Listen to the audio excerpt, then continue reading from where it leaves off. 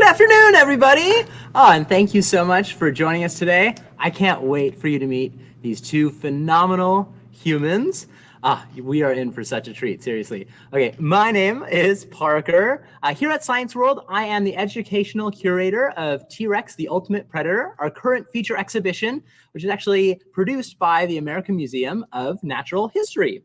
Today, we get a taste of how scientists and artists have been pivotal at developing and communicating our latest understanding of how extinct animals like the T-Rex may have looked, moved, and behaved. Our guests, Calvin and David, will be sharing their perspectives in conversation with open opportunity for you and me and some friends here today to ask questions throughout. And we'll have a particular question period as well at the end. So Calvin Kuo is an assistant professor at the University of British Columbia School of Biomedical Engineering and an investigator with the Center for Hip Health and Mobility at the Vancouver General Hospital. He runs the Human Motion Biomechanics Lab, which specializes in developing wearable sensors to monitor injuries in athletes and promote healthy movement across the ages. And David Andrews, our second guest here today, is an animation director at DNEG Vancouver, leading teams to create animated performances for characters and creatures. David said something I really love: from dinosaurs to Dobby, from monkeys to Martians, from scientific fact to flights of fancy. It's been a fun ride. Now, I want to first, before we get started, gratefully acknowledge that we're here at the Dome at Science World, living, working, and playing on the traditional and unceded territory of the Musqueam, Squamish, and Tsleil-Waututh peoples. Now, I can actually show you around the Dome a little bit, and let's see. Okay, are you okay if I show you around the studio today? Awesome. Okay, so let's see. It is taped on a little bit. We can see, woohoo, our friends over there today. Nice. And on the right-hand side, we have Larry. Larry is actually the person who produced this event, made this all possible. So Larry's the secret superstar of this event. Woo, yeah, get Larry involved. Jim Gee over there behind the counter helping to tech. Really fun. Amazing. And Maria, we have our friend. And amazing. And of course, we have here David joining me here today. Right across from me. And then myself, Parker, and then Calvin, we'll see just a moment, joining us in virtually as well. Now, throughout, we'll need your help in this event to ask questions and comment in the chat. You should find that on your right hand. Is this the right hand side, Larry? Yes, it is. Yes, awesome. You'll find it on this side of the screen where you can type in the chat. So we're going to sort of exercise our muscles here, make sure that chat is working for you. So what I want you to do, and David and Calvin, I'm going to get you to do this as well. I want you to think of the weird ways a lot of different animals move. What are some weird ways that different animals move? Okay, so some weird ways that different animals move. Okay, now in the chat, type an animal, alive or extinct, that moves in a way you think is wacky or beautiful. So we can practice, make sure that chat is working by typing an animal, alive or extinct, that moves in a way you think is wacky or beautiful. And I'd also like to mention, as we're waiting for those comments to come on in, that these events, our monthly free online family events, are only possible because of the support that we get from White Spot Restaurants and RBC. Now, I have a creature in mind myself for this one, but David, do you have any in mind of what are some animals? Well, snakes. Oh, snakes. That's a good. I think the main fear that I and likely other animals have with snakes is because of the way they move. It's so unpredictable as to where they're going to end up going. Yeah. It's unique, isn't it? It's very strange. Although, yeah. Now I'm trying to think of, like, I'm thinking of the worm dance. What would the snake dance be? And could you locomote as a human doing things like a snake? Okay, anyways, we're going on a weird tangent here. Okay, how about you, Calvin? What is some animals, alive or extinct, that move in a way you think is weird or beautiful? I mean, I think I actually think corgis are interesting because they just have such short legs for dogs, and it's just fun to watch them kind of waddle around and things like that. So that's going to be mine. Yeah, I saw the cutest corgi yesterday, actually, and they were sort of like bouncing around and then looking up and trying to walk at the same time. It was incredible. Loved it. Mine is a tardigrade, actually, because it kind of has a centipede-like motion, and it's usually in some sort of fluid as well. So it's kind of doing doggy paddle, but with like 6 legs. It's very weird. I love it so much. And let's see, what are we getting in the chest? Centipede from Gravitron. Mosen, we have a snake as well. Irene's got a whale. Oh yeah, I love the whale. Whale is always, I picture just a giant mermaid when I see a whale. I love it so much. And let's see, a jaguar by Jay Ciancone. Amazing. And any other folks who have some animals in mind, put that in the chat. Amazing stuff. Okay. Now let's see here. Beautiful. Ah, phenomenal. Stegosaurus. Nice. Oh, phenomenal. Now I always, okay, we'll get into it. Oh, I'm so excited for this. All right. I think we are ready. So let's explore how from fossilized bones, we humans can reanimate extinct animals like the T-Rex to see how they might have moved. First, I'll hand it off to Calvin. Everyone give Calvin a huge, warm, beautiful welcome.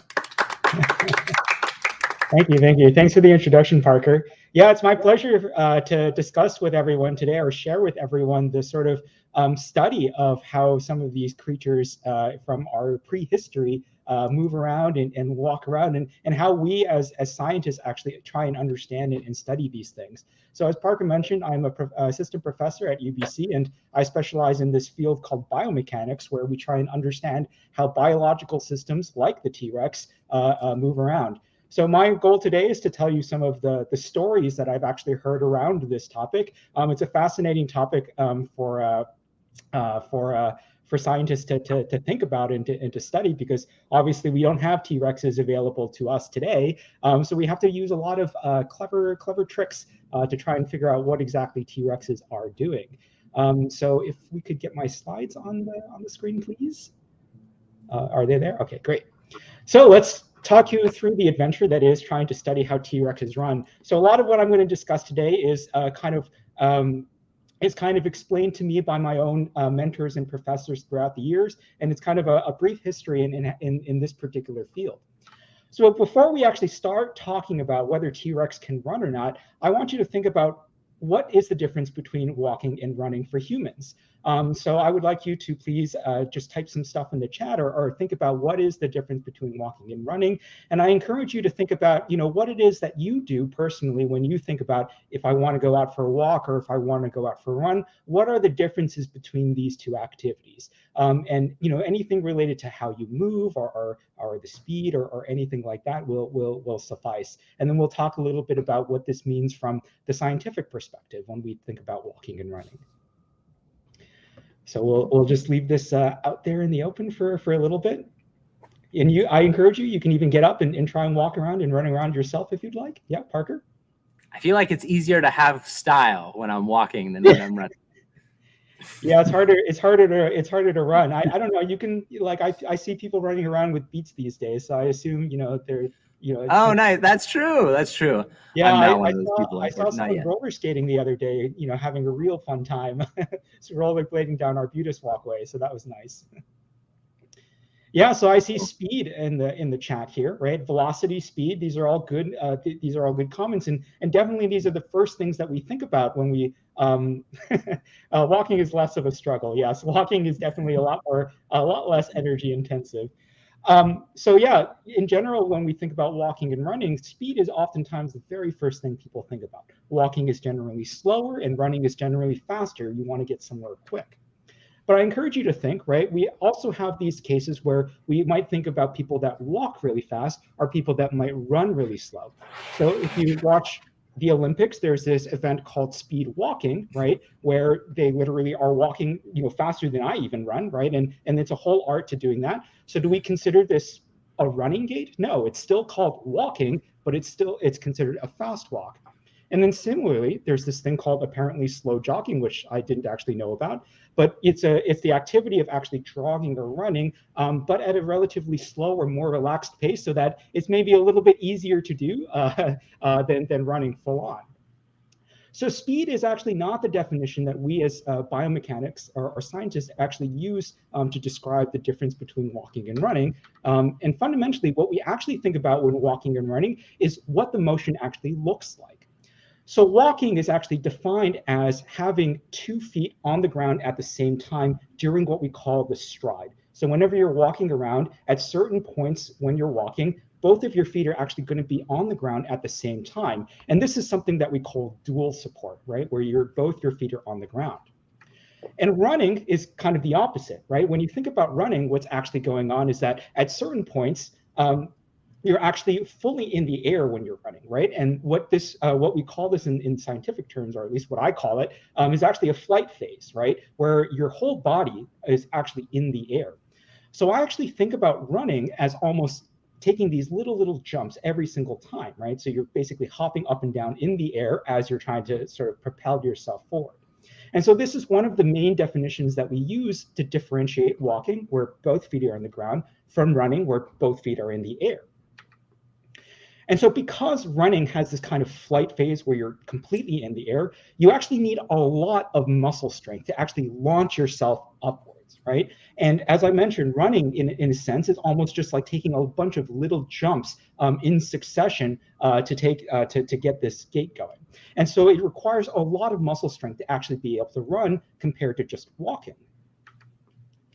So if we were to actually study whether a T-Rex or runs or not, we don't actually have T-Rexes available to us now. So the best thing that we as scientists can do is analyze the animals that are closest to a T-Rex. So I encourage you all to now think, what is the closest animal that you can think of to a T-Rex? And I encourage you to think about, what is, things that are similar size to a T-Rex perhaps, or maybe a similar way of moving to a T-Rex, or a similar, skin type, or like the scaly skins, or kinds of eyes, or things like that. Anything you can think of that relates T-Rex to animals that we can study today. And this is actually how we understand whether T-Rexes can move, is by looking at things that are alive today and trying to relate those to what a T-Rex can and cannot do. Chicken, I see the chicken. That is a great guess. Yeah, go ahead, Parker. I definitely have emu in mind. Yeah, emus. Yep. Also, it got me also thinking, what's the largest animal that walks on two legs that's still alive today? And I don't know if any of us know the answer to that question. Ostrich? An ostrich? Yeah. Kangaroos. Yep, kangaroos are an interesting one. So kangaroos are fun. They actually have many different types of gaits. They actually don't run in the traditional sense, right? They typically hop. But they also have this interesting, what we call pentapedal gait, where they actually use their tails to help them kind of, wander around. So they actually walk, quote unquote, on their legs, on their front arms, and they actually use their tail to also to locomote too. So elephants, right? If you're thinking about the big animals, that's a really good one. So actually, the ones that we often use are the ones that I'm going to talk about today when I'm talking about one of the works that scientists have already done in analyzing T-Rex, is actually the chicken. So great guess from Irene over here on getting the chicken right. So the chicken is actually the one that at least the one I'm going to talk about, where they studied, how does a chicken move, and relating that to a T-Rex. And I think the reason why they chose a chicken is primarily, it walks on two legs and it moves on two legs. And the second one is actually more important, is that it has very similar proportions in terms of its mass and of its size on the upper body and in the legs, right? And that's one of the more key points that we want to study in terms of whether a T-Rex can run or not. So we know that chickens can run, right? And of course, here's a fun promotional movie poster for Chicken Run. So we know that chickens can actually run, right? We've observed this, we've seen this, right? So if we're going to use chickens as our model for T-Rexes, if chickens can run, does that actually mean that T-Rexes can run? So before we actually answer that question, we have to consider, well, while the chicken is representative of the T-Rex, there are some big differences between the two. And there's one in particular that I wanted to discuss today when we're thinking about running. So I want you to take a guess at what is the biggest difference between a chicken and a T-Rex, other than the fact that one's alive today and one's kind of extinct and old fossilized and things like that. So think about all the fun little differences. You can imagine a T-Rex, imagine a chicken, think about how they might move, and think about what are the main differences between these two particular animals. Yeah, Parker? I've never thought of a T-Rex, like when a chicken walks, it sort of does this like head bobbing thing. Yeah. Pigeons do something similar. I've never thought of a T-Rex doing that sort of thing. Yeah, it's interesting. There's actually a really fun commercial talking about stability, where they actually took a chicken and just waddled it around while the head remains perfectly fixed in place. And it was a car commercial talking about some kind of stabilization that I didn't really understand, but that's part of the thing that the chickens can do. All right, so I see a few here. Flying chickens do indeed fly. T-Rexes definitely don't. Size is a big one. Weight is a big one. Say size and weight, I think are related. The big tail, T-Rexes definitely have a big tail that they use for stability. And where chickens actually, the reason they do this head bobbing is for stability. And claws. So I think they both have claws, if I remember correctly, both chickens and T-Rexes. The claws probably just look a little different.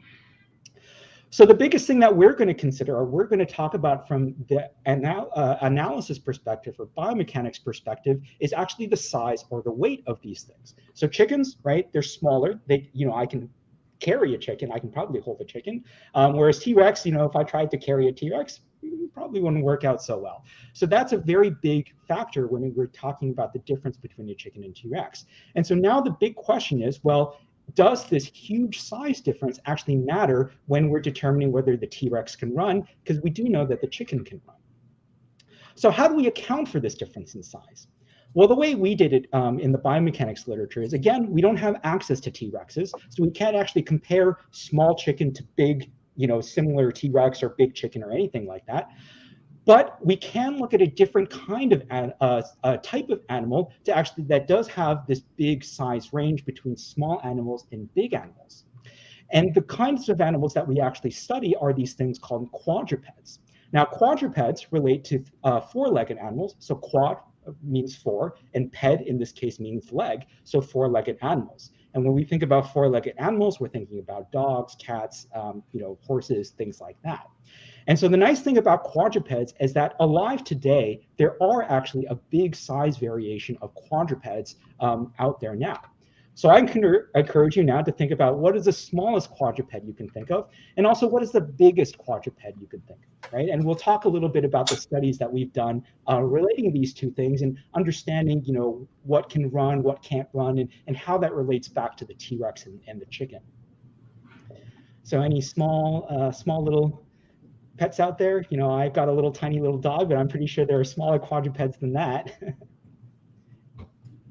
So four-legged animals that people can think of. Yeah, Parker? I'm trying to think of something that's like this big, and I'm really struggling. Yeah, I think I'm like challenging myself. They're tiny. And get smaller than the baby lizard. Oh, okay. Well, I can't think of one smaller, but I got it down to a baby lizard. Nice. Yeah, I'm thinking like a mouse. Yeah, baby is a good way. I feel like that's maybe cheating. Because the baby would be really small. That's a good one though. No idea. Ooh, tardigrade. Parker, I feel like you need an image of a tardigrade somewhere, so that people know what you're talking about. Mouse, good. Yeah, mice are tiny little quadrupeds. Bunnies, I saw that's a good one. Also has four legs, although they're very different. Those legs, very big hind legs, very small front legs typically. Salamanders and elephants, good, Irene. Gecko and an elephant, good. So the elephant, I think, is coming out as definitely one of the bigger ones, and I did see that before when we were thinking about similar animals to T-Rex. So indeed, in the quadruped world, there are these very big size differences, right? And we try and understand, well, how do the smallest animals move and how do the biggest animal moves? And is there a way, depending on like studying the different sizes on the quadrupeds, is there a way we can take that information to explain whether a T-Rex can move? And so before we actually answer this question, we also want to think about what is walking and running in quadrupeds, right? What does this look like for four-legged animals? And what's interesting is that this has been studied extensively for the last 100 years or century or so. And this really, a lot of this study took off with this photographer named Edward Muybridge, who took a lot of these kind of still images of animals and humans locomoting to actually understand how these different things move. And for quadrupeds in particular, this particular photographer, he has a lot of images of horses in particular doing all of the different ways that they can move. And so here I have an image of a horse kind of trotting along, right? So you can see it's got multiple legs on the ground at one time. So this is very similar to how people would walk. Trotting is, this kind of gait for horses is essentially the horse equivalent of walking. And of course, we have the horse doing a gallop, right? It's going kind of full tilt, sprinting ahead.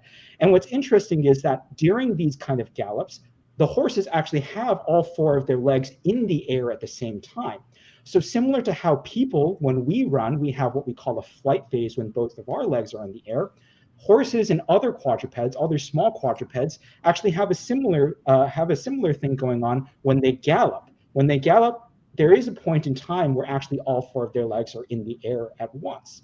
And the story that was told to me by my own mentors was apparently Muybridge did these photographs because he wanted to win a bet in terms of whether these galloping horses actually had all their legs in the air at once. So in fact, before Muybridge went and took these photos, we actually had no idea whether or not all the legs were in the air at once or not. And this was photographic evidence that this is actually indeed what the horses do. Okay, so for smaller quadrupeds like horses, like cats, like dogs, when we think about these smaller kinds of four-legged animals, we know that they can run, we know that they can leap, we know they can bound, and they have these kinds of movement patterns where all of their legs are in the air at once. And so, well, those are smaller animals, smaller quadrupeds. So what about the big ones? Do we know if the big ones can run? Do we know if the big ones can actually put all the legs in the air at once? Well, this is actually exactly the question that some of our research colleagues asked. And the way they wanted to answer that was to study whether elephants could gallop or run in the same way that horses could or dogs could. And so unfortunately, this is a very blurry video of the actual research that they did here. But apparently these researchers, they went out to Thailand where they have elephants for a number of ceremonial purposes. And they were literally just chasing these elephants around, trying to get them to move as quickly as they could. So let me just play this here. So it's a very short video, but you'll see, there's one of the researchers right here. So these are the elephants and their trainers, and the researchers is trying to chase after those elephants and keep up with them. But essentially what they were doing is, well, elephants, right, they were trying to get them to move as quickly as possible and to study their gait and study whether or not they run. And what's interesting is what we learned from that is that elephants do move quickly, right? They were moving as quickly as those researchers were actually running, so they could move quite fast. But they don't run in the traditional sense. They don't gallop in the same way that horses or dogs or cats do, right? They don't actually put all of their legs in the air all at the same time. So they don't actually run or gallop in that sense. And that's quite interesting. So size actually does matter when it comes to running, right? And we know that smaller quadrupeds, smaller four-legged beasts like dogs and horses and things like that, they can run or gallop. But these bigger animals, unfortunately, can't for some reason.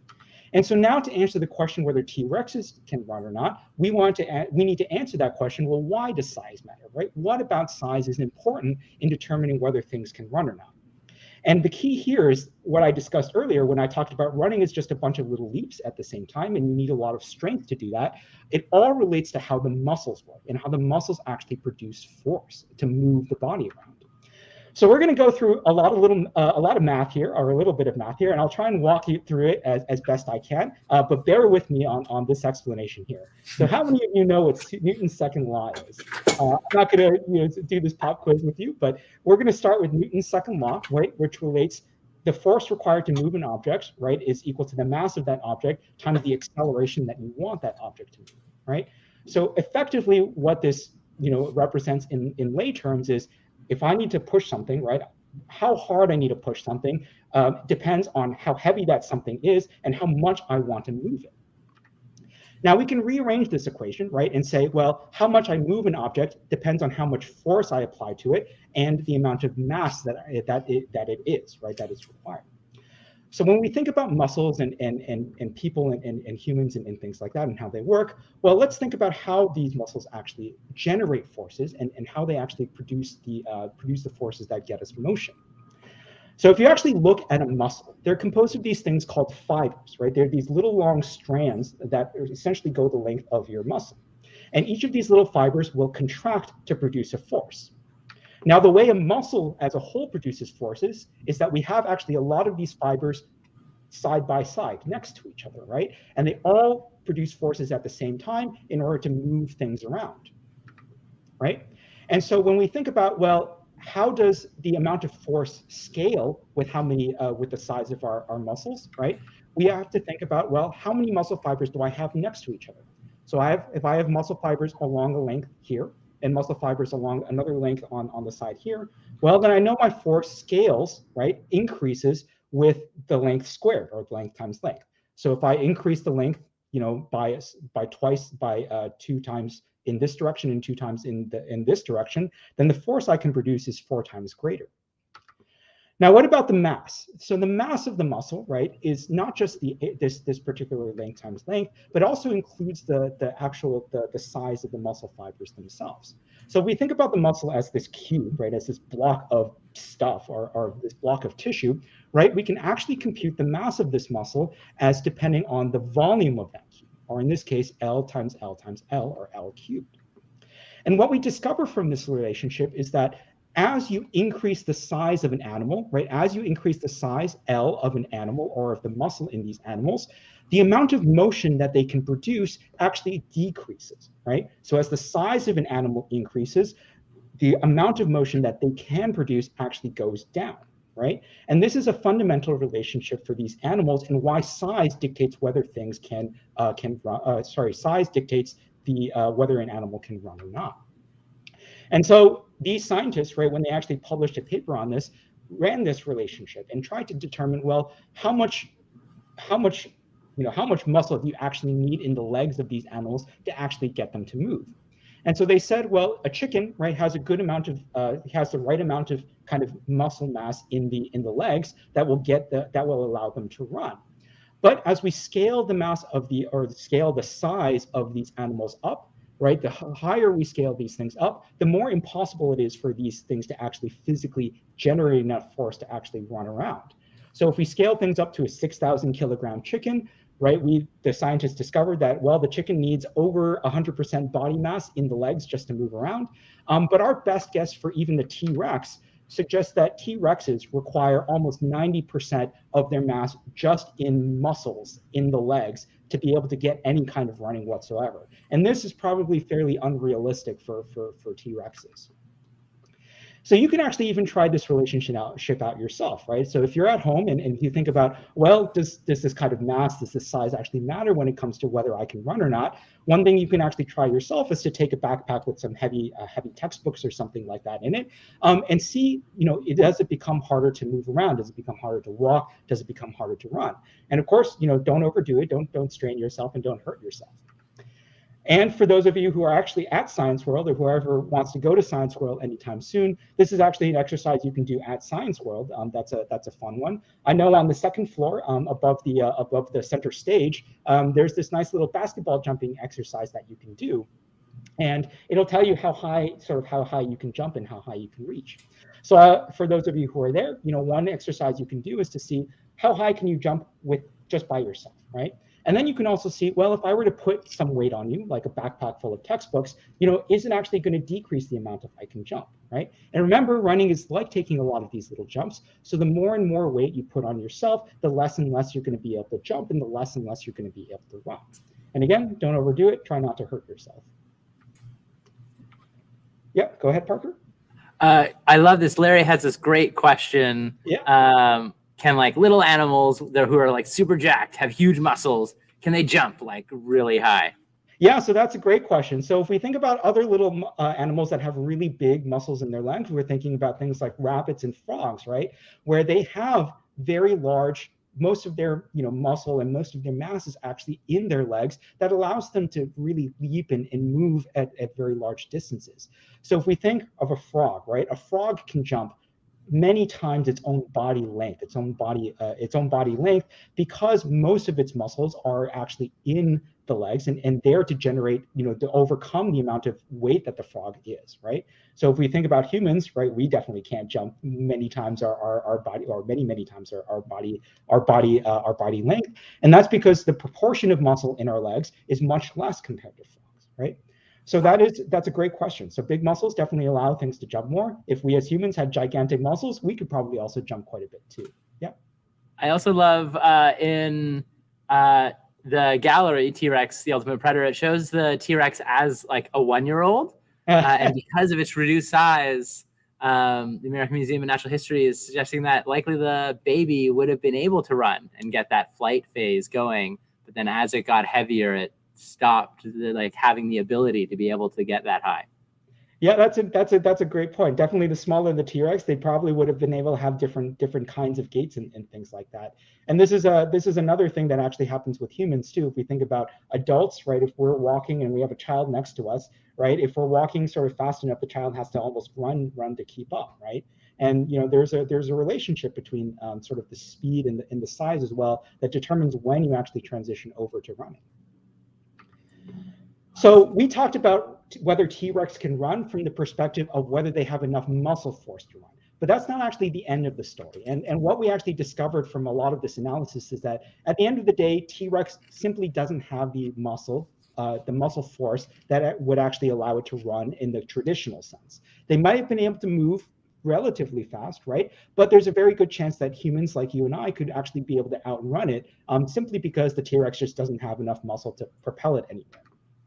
Now, that's not the end of the story, right? So we talked about whether the muscles have enough force to generate movement, but the other side of the equation is whether the T-Rex skeleton could actually support the kind of weight of the T-Rex when it's moving really quickly.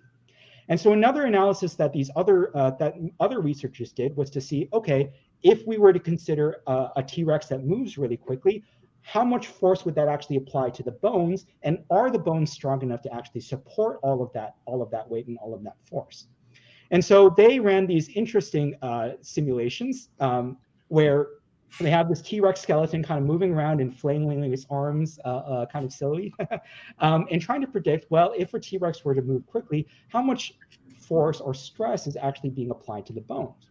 And what they discovered here is that the bones are even weaker, right? The bones support even less weight, and it's actually an even greater limiting factor to how quickly T-Rexes could move. And so because of that, right, I think the scientific community has come up to a conclusion that T-Rexes likely didn't run and even didn't move all that quickly to get around places. Oops. So this was my very brief story on the biomechanical analyses for whether T-Rex can run or not. And a lot of what I've discussed today is actually told to me by my own mentors. And a lot of the stuff I discussed today on the muscle side of things comes from this evolutionary biologist, John Hutchinson, who's out at Harvard University, and some of his papers that you can actually read here discussing some of the things that I talked about today. And of course, this is an ongoing field of research and great interest to understand how T-Rexes or how ancient animals could actually move around. And so this is still an ongoing piece of work, right? In 2017, even people are still doing this. So you can look up some of the other papers that I talked about today and some of their videos and things like that. And yeah, that's all I had for today. And I'll pass it on now to the art side of things, where a lot of us, a lot of these papers that we talk about, and a lot of the reasons we do the work we do is actually inspired by a lot of the interesting things we see in movies and things like Jurassic Park, and just thinking, is that actually possible? Is that something that we can really do? Thank you so much, Calvin. Yeah, phenomenal. Oh, that was amazing. I didn't know that there was speed walking as an Olympic sport. That's phenomenal. But seriously, so great. I know what you're doing tonight. Speed walking home, yeah, or attempting. Boom. Awesome, and we'll hand it off to you, David. Go for it. Thank you. Thanks, Calvin, and thanks everybody for coming. I would like to say that knowing what Calvin has told us now, it's sort of informed what we think would be believable movement in a T-Rex, right? We would say, if we saw a running T-Rex, we'd go, hey, now wait a second. And so the art and the entertainment side of it has to keep up with the advances in science, because if we don't, then viewers won't believe it.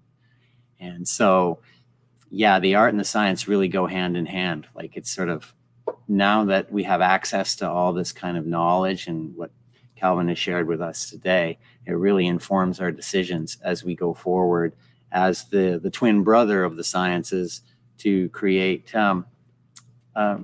fantastic beasts, right? Because you can't just go get a real one to wrangle in front of a camera, right? So you have to make it up. And so, yeah, what I try to say is that we have to be critically thinking about what's fact, and then go on our flight of fancy from this scientific fact. And so that comes down to things like, if I'm using the right word, Calvin, the morphology of a fantastic beast. You kind of want it to have the integrity of bone structure and the use of feathers and things like that, that even being fantastic, you could still, as an audience, go, yeah, I can believe that that creature can fly, or in the case of our today's study, that that creature can say gallop. We'll say that's as fast as we might see an example in this stuff. And the same tools I use, I want you to hold on to the last two images that Calvin showed. The white one on that Cartesian space, the white grid with the white spined skeleton of the dinosaur with the rigs inside it, animating legs and kind of choppy arms. Hold that image in your mind, because we will compare that to the aesthetic outlook of what a good animation should be. And then also hold that last picture of the chicken and the dinosaur, because that relates to how we compose film images with small creatures and large. And so it really is a different, the artistic outlook relates to artistic conventions that we learned from painting and sculpture all through the ages while science was growing up on it. And I did want to mention that, like, I have the same stuff in my library that inspires Calvin and his colleagues as well. We share the same library. And then in terms of animation, people like the Disney greats, he was a Disney animator, and he went on to make caricatures. You can have caricature or realistic motion, depending on what the context of your dinosaur would be, yeah? And you can do stop motion, as you'll see. So Ken Haltgren, great book for budding artists, and your Muybridge is really good too. So here are these examples of artists making pictures of horses before and after Muybridge, right? Like they're both in the 19th century, Delacroix and Degas, but Delacroix, he just had a different sensibility about it, and therefore the posing that he uses on his horses are not like the ones that Degas uses post Muybridge. Okay, so now into the terms of the tools that we share. So this top view here is that Cartesian space, like the world in Calvin's movie of the T-Rex. And also, like Calvin's world where you use graphs to measure stuff, animation is actually turned into 2 degrees in a curve editor of X, Y, and Z. So you can see on the lower left corner there's 3 degrees of rotation, and that's in a 3-dimensional Cartesian space. And there are actual graphs that control how much the thing swings in X, how much it swings in Z, all these kinds of things. This is another way in which we share the tools. And you could even use animation tools, like this is a screen grab of Maya, but scientists could use Maya too, just like animators could use whatever program Calvin's colleagues did to make his movie. And so we're using the same stuff, and we're approaching it from scientific inquiry to determine fact and develop a theory, whereas I'm trying to take the facts and make fanciful. But yeah, sort of like we do meet at that nexus of what the facts are. And so rigging is the way that we control these fake dinosaurs. And so I just wanted to show you what pictures for the terms that I'll use. And so in the history of animation, you have stop motion armatures. And so that's like early 1900s, or say 1930s in Hollywood and around the world, people making films, they would use stop motion armatures to make dinosaurs in The Lost World, which came after King Kong in the 30s. And so an armature is a skeleton inside a mesh. In the case of a stop motion, this would be the foam rubber that would go around this mesh. Okay, and so these things are analogous. And so I just wanted to show you that the terms are still relate. And then in computer graphics, we have these control rigs, which basically simulate the stop-mo animator's fingers for pinning the head and moving the clavicle or whatever. Fair enough. And so, yes, sir. Just out of curiosity, having the armature as a digital one, can you have more? Does it offer more degrees of freedom? Can you move more parts of it than you could if you just had a physical model?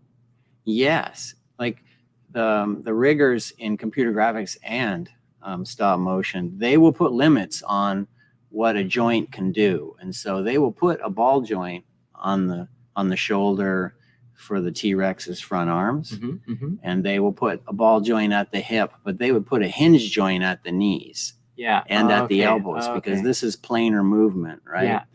You can't take this thing and rotate it that way, and unless you want to hurt yourself.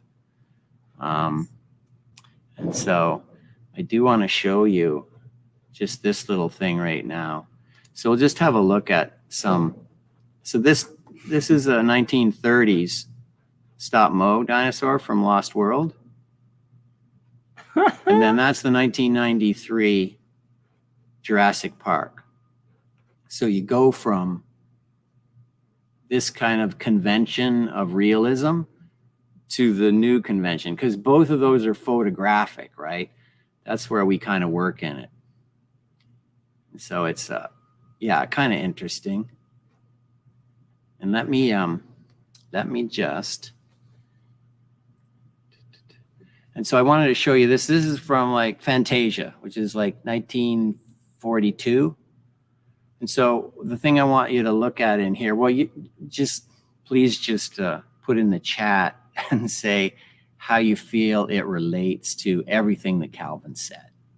And one thing, this is silent, and so in Fantasia, the music is Stravinsky's Rite of Spring, which has it's very percussive and rhythmic. So a lot of the cuts and the movements here are actually synchronized to music, and so you might pick up the visual rhythm of it, and that'll affect your feelings towards the accuracy or realism of this.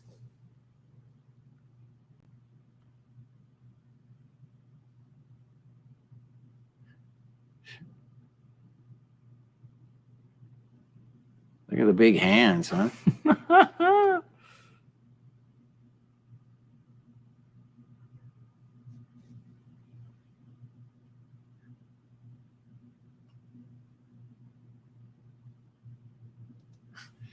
Yeah, so that's the 40s, okay? So how do we all feel about that? Moving in like a great direction. Did they have cartoon animation when the first one came out? That first stop motion image of the T-Rex that we saw? I think it was in the Lost World. Yeah, that was the era of Betty Boop and Popeye the Sailor, Silly Symphonies, Skeleton Dance. Oh, yeah. Stuff. So, I show that to you just because it's part of the history of our expression of dinosaurs and our continued fascination with them as well. Let's see. Yeah, so that's the history stuff. Fair enough. And the rigging stuff. And now let's have a look at these techniques, okay? And so in filmmaking, you can use animatronics, okay? You can use these sort of puppets that relate. And so these things are actually photographed with the backgrounds and the live action actors, as you've probably seen. Another technique you can use is what we call mocap, where a performer can create those curves that I showed you earlier in the computer, and then you just target, we call it, that onto the rig. And so you can see from the left-hand side of the screen to the monitor on the right, the effect it's having. And so the actor has to pretend that they're 6,000 kilograms, right?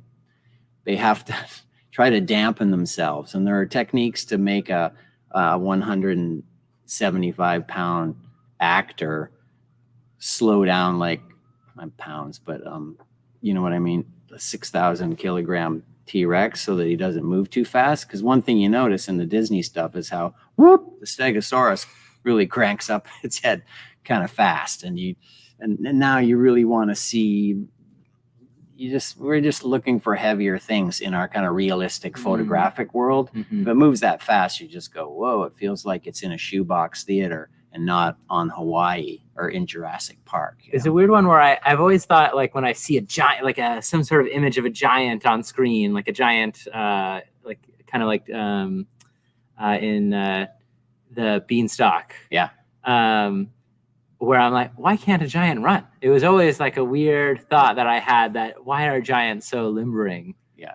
But it's simply because of their size. Yeah. And so what you can do with the curves that this artist, the performer, generates is you can stretch them out over so that they're showing, it's just slower motion. You can do a slow motion sort of capture of it to make it feel slower, like it's heavier, but it also starts to look floaty.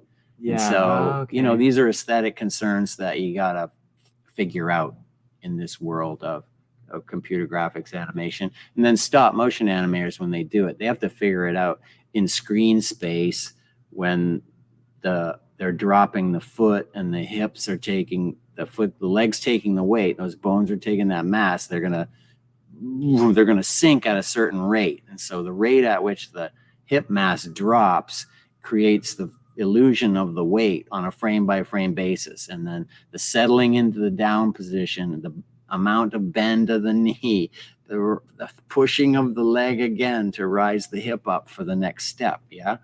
All these sorts of things it's that spacing that 2D animators and stop-mo animators are concerned with. And then in computer graphics, yeah, you're looking at it in your viewer and you're using spacing as well too. But if you're dealing with mocap as well, you're kind of massaging all these curves at once. It's not, you might be controlling just the hips in that one set of curves or whatever, but you're kind of abstracting your thought process away from moving a puppet and looking at a puppet, and you're abstracting it into focusing into that curve editor and going, I will be syncing the curves in Y. So your brain is going abstract, concrete, concrete while you're being creative. So is the first pass then, since you're sort of editing it down and kind of smoothing out those curves, is the first pass just always look ridiculous? It doesn't. It can just look kind of steppy. That because we do deal in poses, but if you have motion capture, it'll be fluid. You have fluid motion because it's the performance captured in a time sense. So it's grabbing this chunk of time with motion described in curves on controllers or bones, say, So you have that, but animators can go from poses.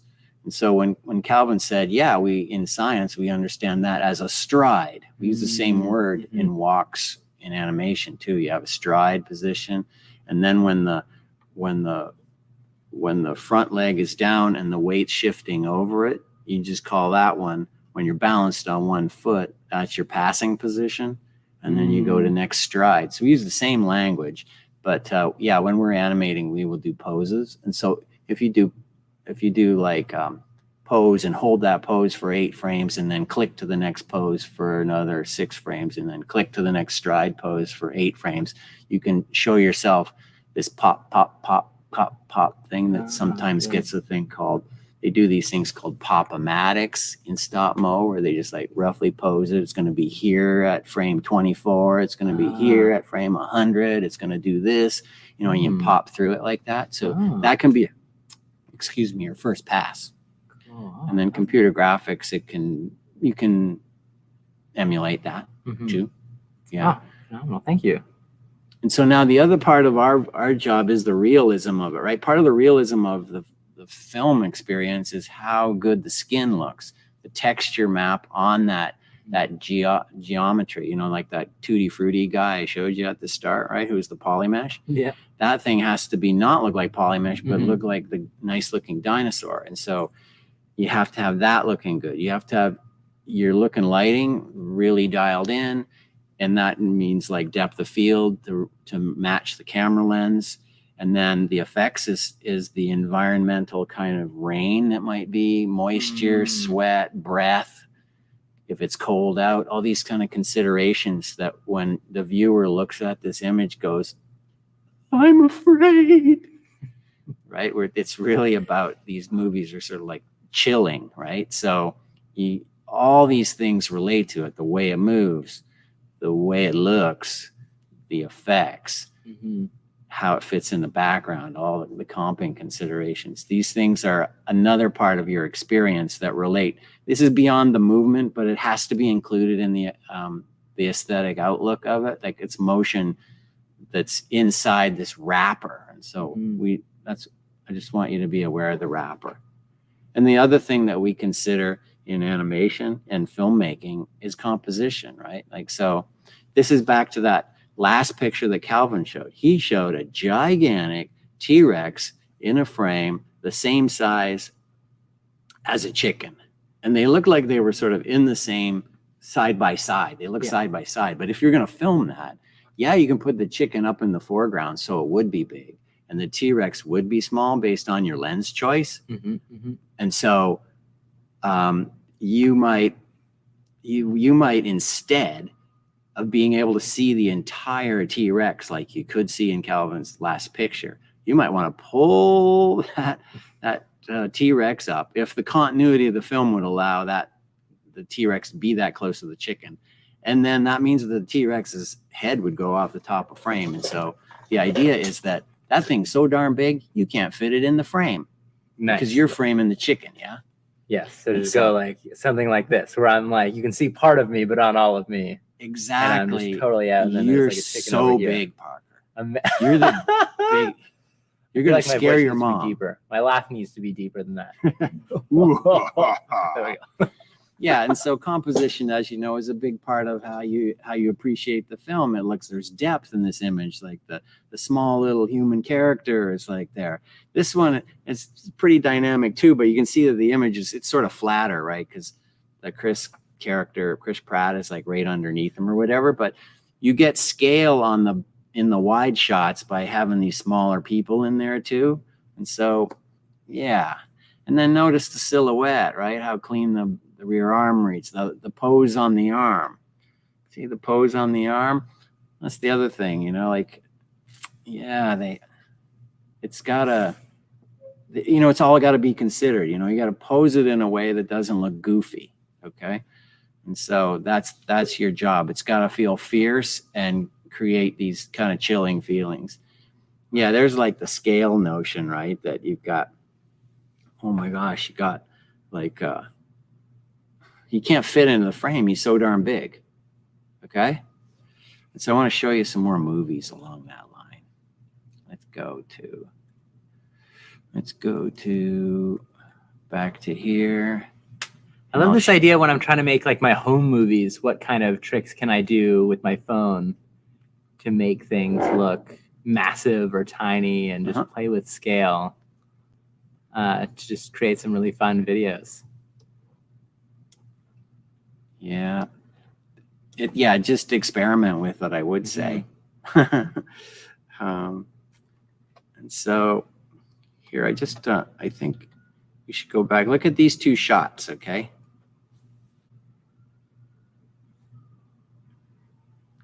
So, one of them's that's the real elephant eye, the deep look. And then this first one is from Prehistoric Planet, the new Apple Plus TV show. Ooh. And so you can see like there's certain like see how the skin moves on the elephant? There's like so much organic quality, you could say, or for lack of a better word. It's a trick to describe this stuff with words, right? But a fun puzzle to do. But you can sort of see after watching it like a little bit more, you can feel that this one is a little bit artificial comparatively. And I don't mean to disparage the people who make this. This is done on a TV budget is really budget. The time to do it is short, get her done real fast. And so in terms of the look and lighting of it, they don't have enough time to put in like a tier layer there to make it feel a little bit wet connecting to the lid. They just don't have enough time, but they put the money into the beautiful iris painting textures. They get the aesthetic conventions harmonized and all the way up there for you to go, this the real, or you just feel, say, empathy for the character if they're wounded or something, you know, just in the film, in the continuity of it, you'll feel like, oh, it's in its last moments or something, you know, and there's enough realism there for you to look past the parts that aren't, say, as completely, like, see, there's no hair on the other one, right? No eyelashes or anything. I don't know, Calvin, you'd have to ask the scientists what about hair follicles or eyelashes and stuff on dinosaurs, you know, but In a previous online outside. yeah. So somebody, actually a visitor or an audience member in a previous online family event asked this question of, did the T-Rex have eyebrows? And so we had no idea, and we still have no idea. But it was a really fun exploration of, okay, why do we have eyebrows? Well, it's because we sweat. So did the T-Rex sweat? Oh no, we have another question we have no idea the answer to, but it's a really fun exploration. Yeah. So anyway, yeah, you do have to, other concerns of filmmakers are budget, time to make the pictures. If you have X number of pictures and X amount of time and X amount of artists and an X amount of money for the look and lighting, as well as the animation and the rigging part of the job, you know? Yeah, it's really quite a, like, the part of it, the filmmaking that's underneath, the part of the iceberg underneath the water is bloody huge. Pardon me. It's very huge. And, and we're just glimpsing it right now, but you can see that when the goal is to hit some realism, you need to use all your artistic conventions and all your understanding of science up to this point, and then you're just like your resourcefulness to try to get it done. So now back to a little bit of the filmmaking stuff, okay? This is another shot I wanted to show you from the framing point of view, as well as the realism of the squishiness of the elephant foot. Yeah, see, that is also something that will say weight to you, that it squishes so much, and the way that it flops, and then the way that it's composed in the camera, it feels as big as Parker's face or that T-Rex foot in Jurassic Park. It's framed this way so that it feels big. It's like, oh, just miss me. Yeah, and that idea that you can't fit it on the screen. And so, and another convention or an expression of that is, let's just look at this one here from Pinocchio. Since Pinocchio is coming out on Apple Plus again in a Robert Zemeckis, Tom Hanks movie, I advertised for it, but here's the original, and look at the way this is composed for a sense of scale of Monstro.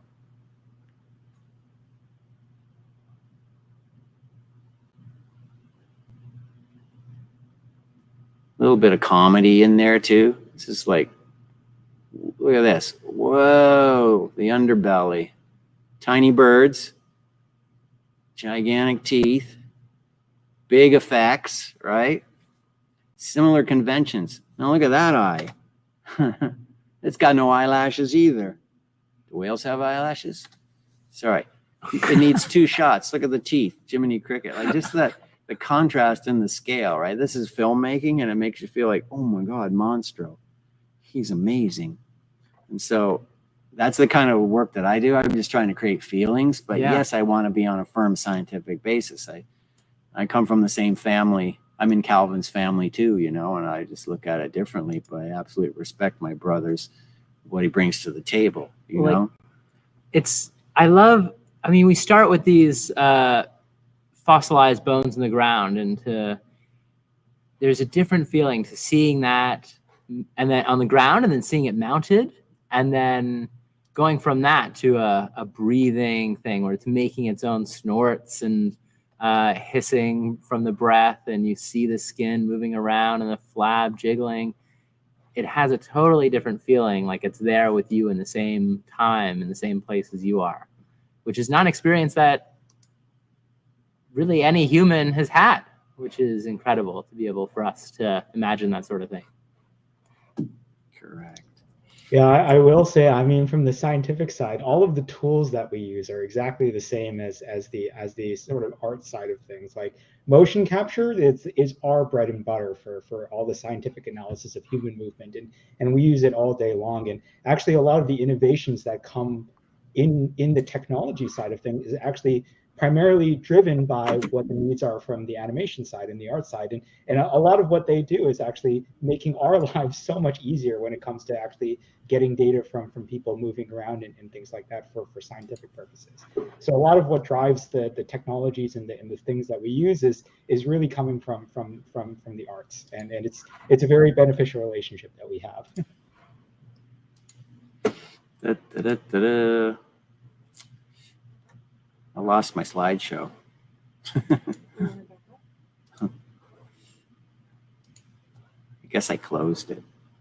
But the last thing I can show you, I'll do it from a movie, okay? Since I botched my slideshow. But yeah, there's this I'm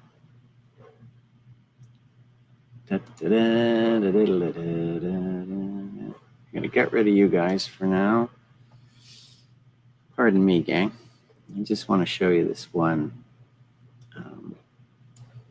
thing to finish up on. I was talking about the filmmaking parts of it, and I just wanted to show you to get kind of back to where we were with Calvin. And so another aspect is this, it's the weight of this head. See that? You can feel how heavy that head is, right? Because you can see off screen, the chest is starting to move, and then the head is catching up, right? And so that's the kind of stuff that was not in the Disney film at the start. Yeah, in Fantasia. It was just sort of a stiff-bodied guy from 1942. And this one, in a photographic sense, it feels heavy, right? And so that's what we're trying to achieve to make it feel believable. And so, and then when we go back to that movie that Calvin showed on the Cartesian white field, right? And you can see the arms are just moving like this to show the limits of the motion or whatever. That's from the scientific standpoint. They just want to show what is the limit of the motion on those arms. But from the animation standpoint, if we were going to treat that shot as something that we look at in the film world, where you got a director looking at it, and you've got all the creative leads looking at it, and they give notes. They'd make notes. Yeah, you got to make those arms more. Put adjective here.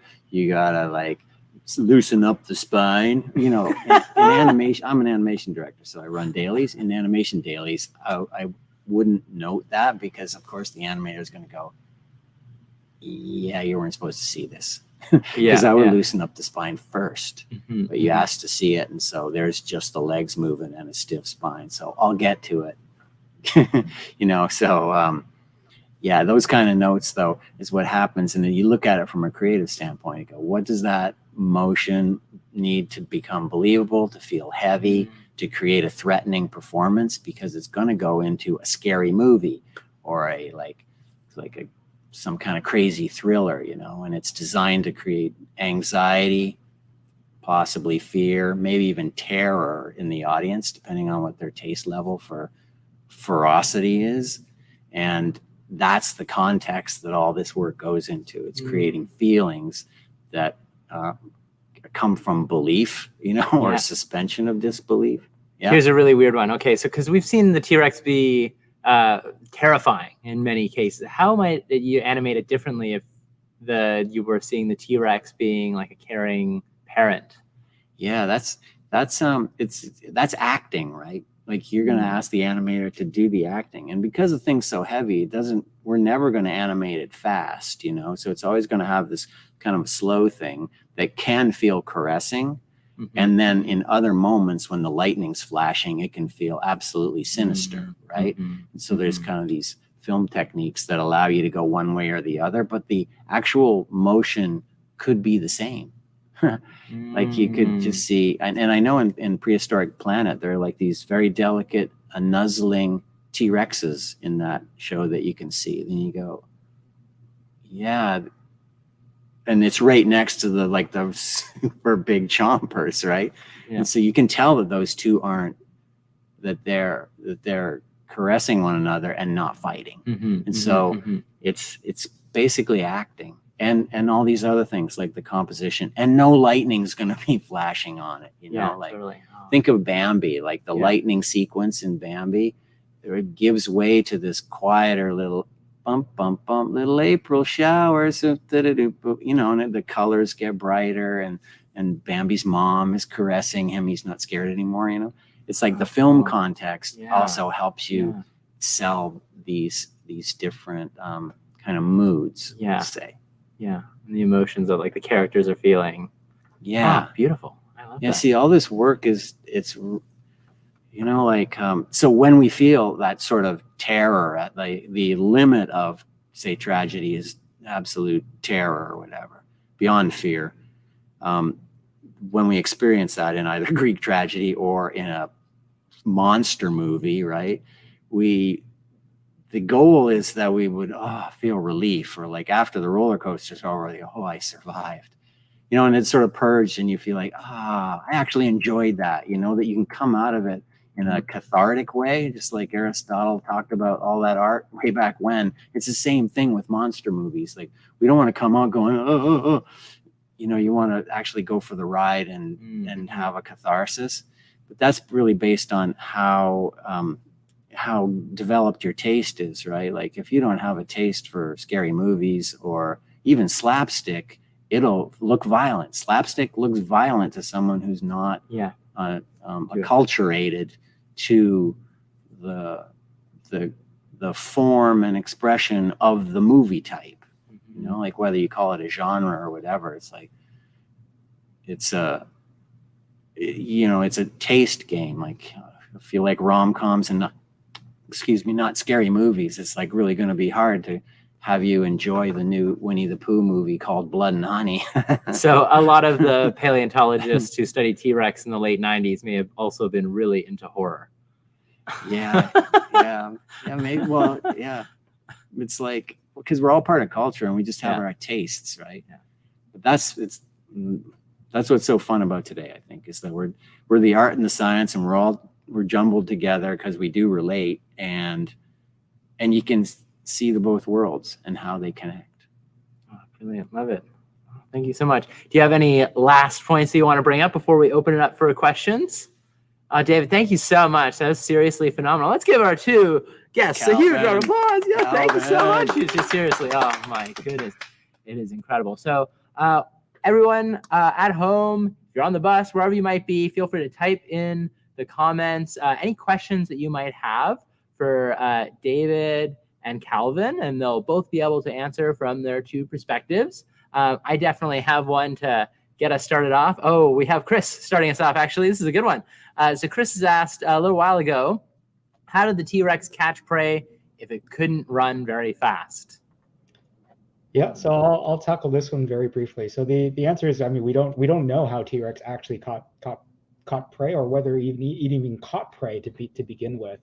So there is a body of literature that suggests that T-Rexes were not actually predators in the traditional sense that they caught prey, but in fact were scavengers like vultures, which essentially we just looked for things that were already kind of dead or whatever, and just ate that.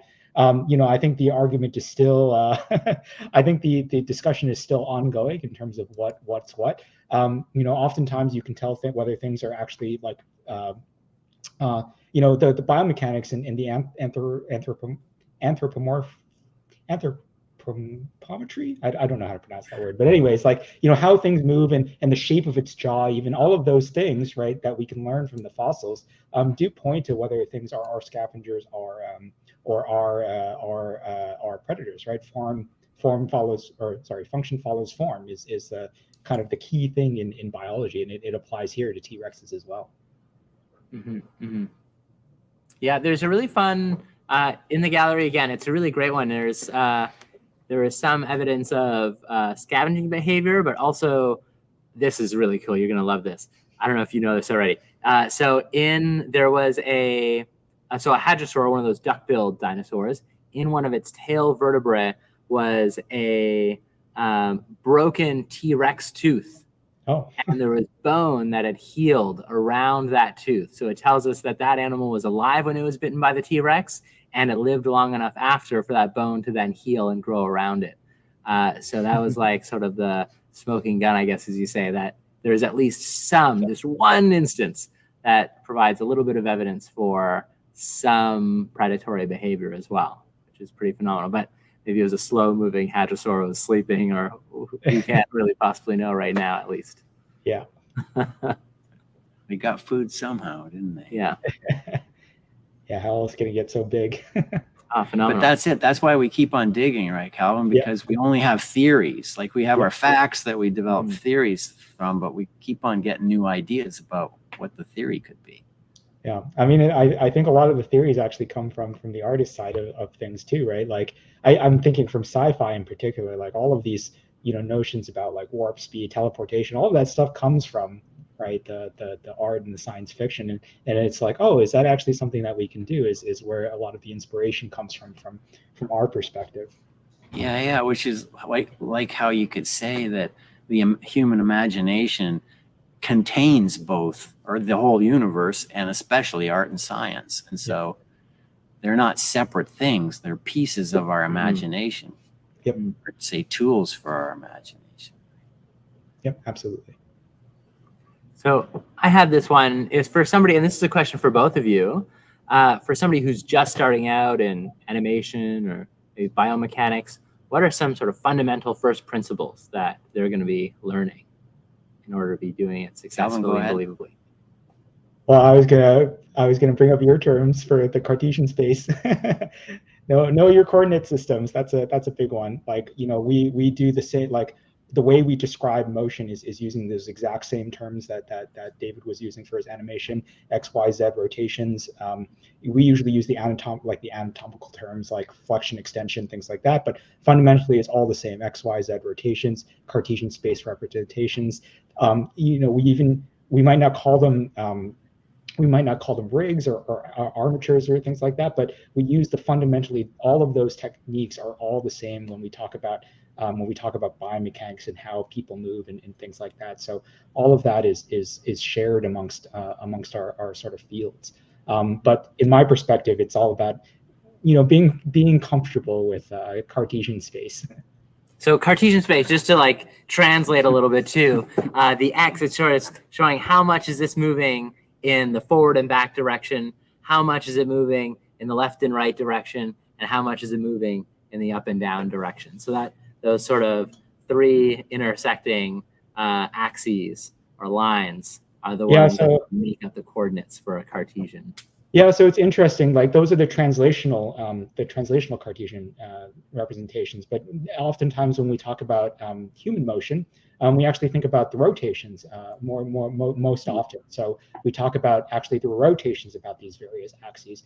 So rotation about. So usually I describe it using planes because that's where a lot of the terminology. So planes you can roll. So that's rolling side to side, right? You can pitch, sort of bowing, and then you can yaw, right?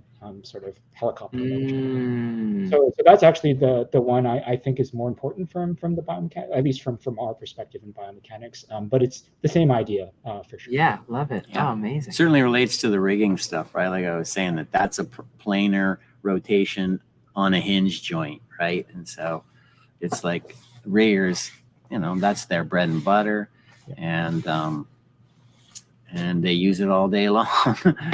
Yeah, we use it all day long too. Yeah, it's like that's what's cool about it.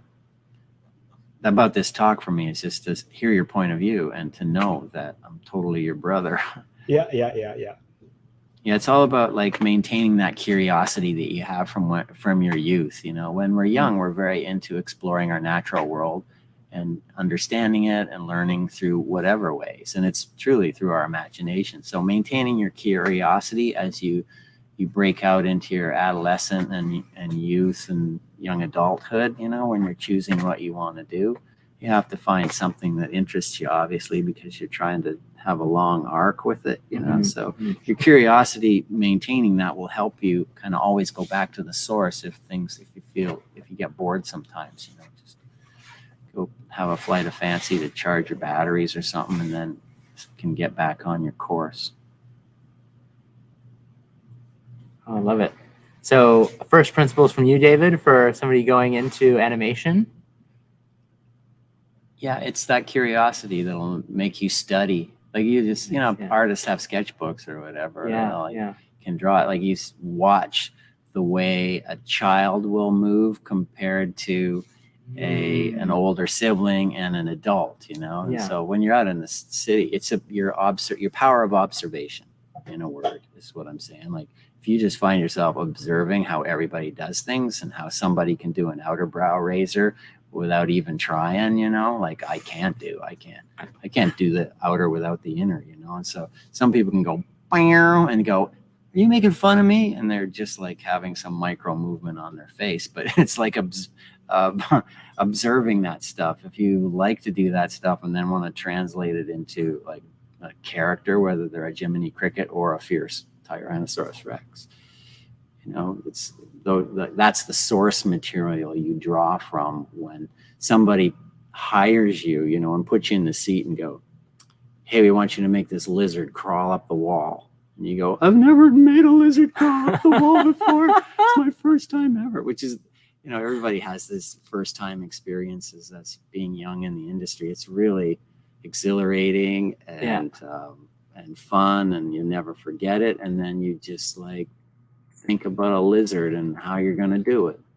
Yeah. And I mean, for folks using the same tools, I don't know if this has ever happened, but having folks from either world sort of stepping in each other's worlds because if you're using the same sort of tools, same sort of language, it must not be like, obviously there's a lot of other skills and knowledge involved, but it'd be really cool. I mean, we have actors here, we have people from chemistry and natural sciences, as well as physics like myself, and all these people can come together here at Science World because we're communicating. Yeah.